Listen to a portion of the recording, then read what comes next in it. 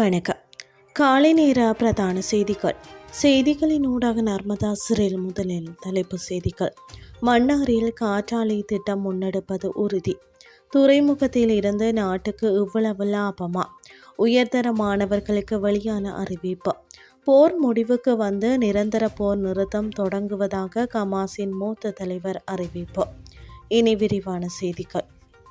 வசதிகள் உள்ள மாவட்டத்தில் அமைந்துள்ள ஒரு பள்ளியிலிருந்து ஒரு மாணவரை கல்வி பொதுத்தராதர உயர்தர படிப்பிற்காக சேர்க்க கோரும் பட்சத்தில் ஒரு மாணவரை தற்காலிகமாக ஒரு கடினமான மாவட்டத்தில் உள்ள பள்ளியில் சேர்ப்பதற்கான ஏற்பாடுகளை செய்த கல்வி அமைச்சின் செயலாளர் ஒரு சிறப்பு சுற்றறிக்கையை வெளியிட்டுள்ளார்.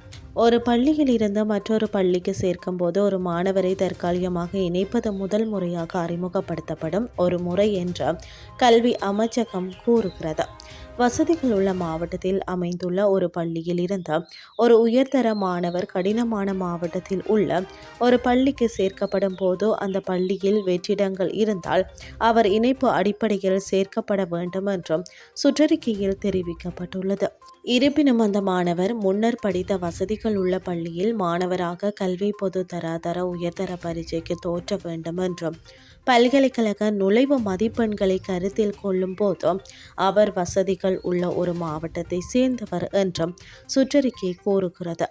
நுவரெலியா, கம்பாந்தோட்டை, யாழ்ப்பாணம், கிளிநொச்சி, மன்னார், முல்லைத்தீவு, வவுனியா, திருகோணமலை, மட்டக்களப்பு, அம்பாறை, புத்தளம், அனுராதபுரம், புலனறுவை, பதுளை, மொனராகலை மற்றும் ரத்தினபுரி ஆகியவை கடினமான மாவட்டங்களாக குறிக்கப்பட்டுள்ளதாகவும் கல்வி செயலாளரின் சுற்றறிக்கையில் குறிப்பிடப்பட்டுள்ளது. மேலும் 11ஆம் வகுப்பு வரை மட்டுமே வகுப்புகள் நடைபெறும். வசதிகள் உள்ள மாவட்டத்தில் உயர்தரம் படிக்க ஒரு மாணவர் ஒரு கடினமான பள்ளிக்கு செல்ல விரும்பினால் அந்த மாணவர் முதலில் வசதிகள் உள்ள மாவட்டத்தில் உள்ள ஒரு உயர்தர பள்ளியில் சேர்ந்த பின்னர் அந்த பள்ளியில் இருந்து ஒரு கடினமான பள்ளிக்கான இணைப்பை பெற வேண்டும் என்று சுற்றறிக்கையில் கூறப்பட்டுள்ளது. தற்காலிகமாக இணைக்கப்படும் மாணவர்கள் தொடர்பான தகவல்களின் பதிவு கோப்பு கடினமான பள்ளியால் பராமரிக்கப்பட வேண்டும் என்றும் பள்ளி கல்வி முடிந்த பின்னரே அசல் பள்ளியால் விலகல் சான்றிதழ்களை வழங்க முடியும் என்றும் அது கூறுகிறது.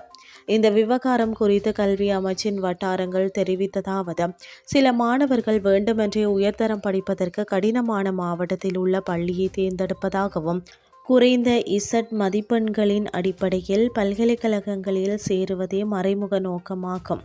எனவே கடினமான பள்ளிகளில் படிக்கும் மாணவர்களுக்கு அநீதி ஏற்படுவதை தடுக்க புதிய சுற்றறிக்கை வெளியிடப்பட்டுள்ளது.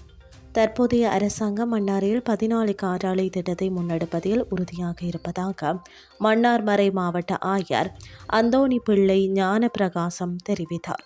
மன்னார் மாவட்ட பிரஜைகள் குழுவில் நேற்று இடம்பெற்ற கலந்துரையாடலின் பின்னர் ஊடகங்களுக்கு கருத்து தெரிவிக்கும் போதே அவர் இந்த விடயத்தினை குறிப்பிட்டார். கொழும்பு துறைமுகம் இந்த ஆண்டின் முதல் 8 மாதங்களில் சுமார் 32.2 பில்லியன் லாபத்தை ஈட்டியுள்ளதாக போக்குவரத்து அமைச்சு தெரிவித்துள்ளது. இது 71% வளர்ச்சி என அமைச்சு குறிப்பிட்டுள்ளது. இதேவேளை கடந்த ஆண்டில் முதல் 8 மாதங்களில் 18.9 பில்லியன் ரூபாய் ஈட்டியுள்ளதாக அந்த அமைச்சு குறிப்பிட்டுள்ளது. கிழக்கு முனையம் மற்றும் ஜெயகொள்கலன் முனையம் போன்றவற்றின் கட்டுமான பணிகள் நிறைவடைந்ததன் மூலம் எதிர்காலத்தில் திறனை மேலும் அதிகரிப்பதற்கு நம்புவதாக இலங்கை துறைமுக ஆணைக்குழு தெரிவித்துள்ளது. இனி வெளிநாட்டு செய்திகள். போர் முடிவுக்கு வந்து நிரந்தர போர் நிறுத்தம் தொடங்குவதாக கமாஸ் அறிவித்துள்ளது. கமாஸின் நாடு கடத்தப்பட்ட காசா தலைவர் கலீல் அல் கையா ஒரு தொலைக்காட்சி நிகழ்வில் இதனை கூறியுள்ளார். இந்த ஒப்பந்தத்தில் இரு திசைகளும் ரகுபா கடவை திறப்பதும் அடங்கும். மேலும் இந்த ஒப்பந்தத்தில் இஸ்ரேல் சிறையில் அடைக்கப்பட்ட அனைத்து பாலஸ்தீன பெண்கள் மற்றும் சிறுவர்களை விடுவிப்பதும் அடங்கும் என அவர் குறிப்பிட்டார். இத்துடன் செய்திகள் யாவன் நிறைவடைகின்றது. அடுத்து இரவு 8:30 எதிர்பாருங்கள். நன்றி.